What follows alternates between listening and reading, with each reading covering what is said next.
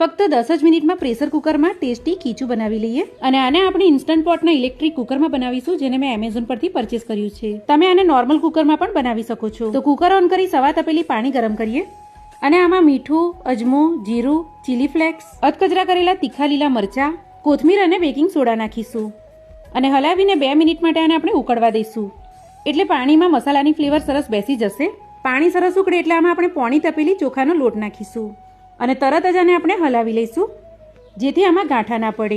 સરસ બધું મિક્સ થઈ જાય એટલે તરત જ એક તપેલીમાં બધો લોટ આપણે કાઢી લઈશું અને ઇન્સ્ટન્ટ પોટમાં સેટ થાય એવી તપેલીમાં આને આપણે કાઢવાનો છે. તો બધો લોટ આપણે આ તપેલીમાં કાઢી લીધો છે. હવે ઇન્સ્ટન્ટ પોટમાં પાણી નાખી સ્ટેન્ડ મૂકી અને તપેલીને સ્ટેન્ડ પર મૂકી 3 સીટી બોલાવી લઈશું અને બધું પ્રેશર નીકળી જાય ત્યારબાદ ઢાંકણ ખોલીને એમાં ગરમ ખીચું એક બાઉલમાં કાઢી ઉપરથી સિંગતેલ અને લાલ મરચું નાખીને ગરમા ગરમ સર્વ કરીશું. તો તમે પણ જરૂરથી બનાવજો અને એમેઝોન પરથી રીઝનેબલ પ્રાઇસમાં ઇન્સ્ટન્ટ પોટને પરચેસ કરવા કમેન્ટમાં લિંક લખો, જેથી આની લિંક તમને ડાયરેક્ટ જ મળી જશે.